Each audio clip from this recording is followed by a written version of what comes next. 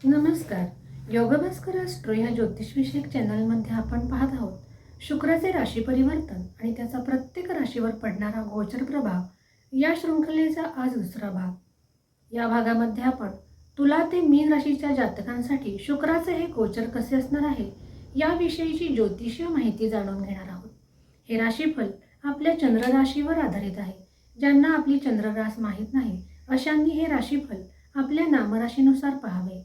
दिनांक 19 एप्रिल 2026 रोजी दैत्यगुरु शुक्राचार्य आपली सध्याची मेष राशी सोडून आपल्या स्वराशीत अर्थात वृषभ राशीतून गोचर करणार आहेत आणि येथे त्यांचे वास्तव्य दिनांक 13 मे 2026 पर्यंत असणार आहे. हा एकूण 24 दिवसांचा कालखंड आहे. जीवनामध्ये सर्व प्रकारच्या ऐहिक सुखांचा विचार हा शुक्र ग्रहावरून केला जातो.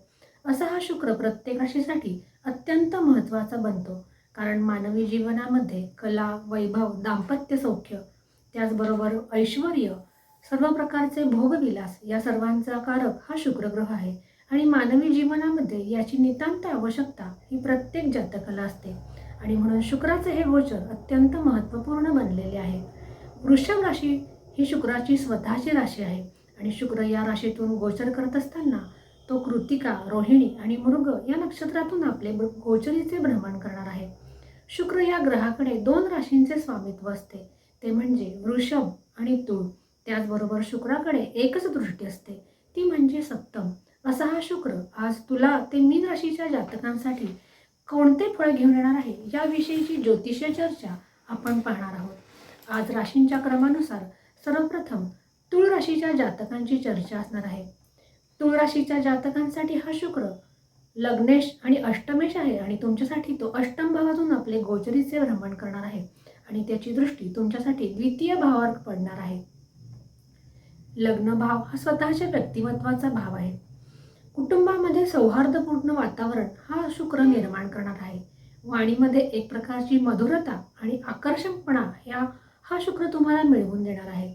त्याचबरोबर गहन अध्ययन करणाऱ्यांसाठी हा शुक्र अनुकूल आहे. रिसर्च क्षेत्रामध्ये जे काम करतात त्यांच्यासाठी हा कालखंड चांगला असणार आहे. व्यापाऱ्यांसाठी हा कालखंड श्रेष्ठ असणार आहे. पूर्वीच्या गुंतवणुकीतून लाभाचे योग हे दिसत आहेत. प्रेमी जीवन आणि दाम्पत्य या दोन्हीसाठी हा शुक्र चांगला असणार आहे. दाम्पत्य जीवनामध्ये सासरवाडीच्या माणसांकडून लाभ होण्याचे संकेत हा शुक्र घेऊन येत आहे. हे स्त्री आणि पुरुष दोघांसाठीही असणार आहे. एकंदरीत तुळ राशीच्या जातकांसाठी शुक्राचे गोचर अनुकूल आहे. शुक्राचे अनुकूलत्व प्राप्त होण्यासाठी लक्ष्मीची आराधना तुम्ही अवश्य करा, कारण तुळ राशीचा स्वामी हा शुक्रच आहे आणि त्याची अधिष्ठात्री देवी ही लक्ष्मी आहे. म्हणून लक्ष्मीची उपासना तुमच्यासाठी विशेष हितकारक असणार आहे. विद्यार्थ्यांसाठी हा कालखंड चांगला आहे. स्वास्थ्याचा विचार करता स्वास्थ्याची काळजी घेणे आवश्यक आहे. ज्यांना मधुमेह आहे किंवा मूत्रजन्य विकार आहेत अशांनी आपल्या स्वास्थ्याची योग्य ती काळजी घेणे अपेक्षित असणार आहे. तर वृश्चिक राशीच्या जातकांसाठी शुक्राचे हे गोचर सप्तम भावातून होणार आहे. वृश्चिक राशीसाठी हा शुक्र सप्तम आणि द्वादश भावाचा कारक असणार आहे आणि याची दृष्टी तुमच्यासाठी व्ययभावावर असणार आहे. व्यक्तिमत्व आकर्षक बनवणार असा हा शुक्र तुमच्यासाठी संकेत घेऊन येत आहे.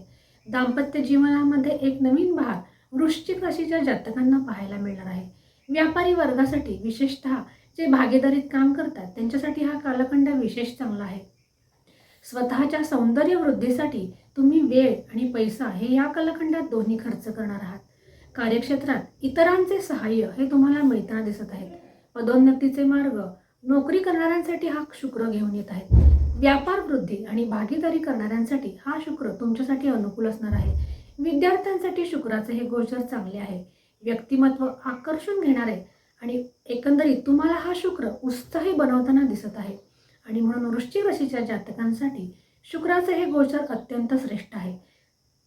याचा लाभ हा दाम्पत्य जीवनात आणि स्वतःला आकर्षक बनवण्यासाठी तुम्ही नक्कीच करून घ्या, कारण ह्याचा उपयोग तुम्हाला कार्यक्षेत्रात आणि तुमच्या दाम्पत्य जीवनात दोन्ही क्षेत्रामध्ये होणार आहे. तर धनुराशीच्या जातकांसाठी षष्ठ आणि लाभ भावाचा असलेला स्वामी तुमच्यासाठी षष्ठ भावातून गोचर करणार आहे आणि त्याची दृष्टी तुमच्यासाठी व्ययभावावर पडणार आहे. जुन्या आजारातून मुक्तीचे संकेत हा शुक्र तुमच्यासाठी घेऊन येत आहेत. खर्च होईल, परंतु हा खर्च स्वतःच्या सुखासाठी तुम्ही खर्च करणार आहात. कर्जमुक्तीसाठी सुद्धा हा कालखंड अनुकूल आहे. परदेशी जाणार असाल तरी सुद्धा हा शुक्र तुम्हाला सहाय्यकारी असणार आहे. कालपुरुषाच्या कुंडलीमध्ये षष्ठ भावामध्ये शुक्र हा नीच होतो, त्यामुळे शुक्राची संपूर्ण फले हे तुम्हाला मिळताना दिसत नाहीत. तरी सुद्धा लक्झरी लाईफवर तुम्ही खर्च करताना दिसत आहात. नोकरी आणि व्यापार दोन्हीसाठी हा कालखंड चांगला आहे. तुमच्या मेहनतीचे चीज होताना दिसत आहे. या कालखंडात धनुराशीच्या जातकांनी कर्ज मात्र घेऊ नये. जीवनसाथीचा सहयोग हा तुम्हाला या कालखंडात मिळताना दिसत आहे. तुम्हाला जर परदेशी ग्राहक हवे असतील तर त्यासाठी हा कालखंड चांगला आहे. दाम्पत्य जीवनामध्ये तुम्ही तुमच्या जोडीदाराचा योग्य तो सन्मान करणे तुमच्याकडून अपेक्षित असणार आहे. छोट्या मोठ्या कारणावरून मतभेद होण्याची शक्यता ही दिसत आहे आणि म्हणून त्यासाठी तुम्ही विशेष प्रयत्न करणे हे अपेक्षित आहे. ज्यायोगे कोणत्याही प्रकारे दाम्पत्य जीवनामध्ये वाद निर्माण होणार नाहीत. विद्यार्थ्यांनी परिश्रमामध्ये कसूर ठेवू नये. स्वास्थ्याचा विचार केला तर ज्यांना मधुमेह आहे त्यांनी स्वतःच्या स्वास्थ्याची काळजी घ्यावी आणि अतिप्रमाणात मिष्टान्नाचे भोजन हे या कालखंडात टाळलेलेच बरे. तर मकर राशीच्या जातकांसाठी पंचम आणि दशम भावाचा असलेला हा स्वामी तुमच्यासाठी पंचमातून गोचर करत आहे आणि त्याची दृष्टी तुमच्यासाठी लाभभावावर पडणार आहे. पंचम भाव हा विद्या, संतती, त्याचबरोबर प्रेमी जीवनाचा भाव आहे आणि याची दृष्टी लाभभावावर पडणार आहे. लाभभाव हा इच्छापूर्ती, कामनापूर्तीचा भाव आहे. कार्यक्षेत्रामध्ये नवीन कल्पना राबवण्यासाठी हा शुक्र तुम्हाला मदत करणार आहे. व्यापारिकदृष्ट्या हा कालखंड चांगला आहे. धनाची कामनाही असणार आहे आणि त्याची पूर्तता सुद्धा होताना दिसत आहे. नवीन व्यापार करण्यासाठी हा कालखंड चांगला आहे. विशेषतः कला, मनोरंजन क्षेत्रामध्ये जे काम करतात अशा व्यापाऱ्यांसाठी किंवा व्यावसायिकांसाठी हा कालखंड चांगला आहे. प्रेमीजनांसाठी हा शुक्र तुमच्या जीवनामध्ये एक माधुर्याची बहार आणताना दिसत आहे. मनासारखा जोडीदार मिळताना या कालखंडात दिसणार आहे. दाम्पत्य जीवन हे सुद्धा तुमचे अनुकूल असणार आहे. संततीकडून सुवार्ता मिळवण्यासाठी हा कालखंड चांगला आहे. विद्यार्थ्यांसाठी मकरेच्या सर्वच जातकांना मानसिक स्वास्थ्याचा अनुभव हा शुक्र घेऊन येताना दिसत आहे. एकंदरीत मकर राशीच्या जातकांसाठी शुक्राचे हे गोचर अनुकूल असणार आहे. मकर राशीच्या जातकांनी सुद्धा लक्ष्मीची आराधना केल्यास त्यांना शुक्राची संपूर्ण फले हा शुक्र मिळवून देऊ शकतो. कुंभ राशीच्या जातकांसाठी चतुर्थ आणि नवम भावाचा असलेला हा स्वामी तुमच्यासाठी चतुर्थातून गोचर करणार आहे आणि त्याची 7वी दृष्टी तुमच्यासाठी दशम भावावर पडणार आहे. कुंभ राशीच्या जातकांसाठी सुद्धा हा शुक्र मालव्य योग निर्माण करणार आहे.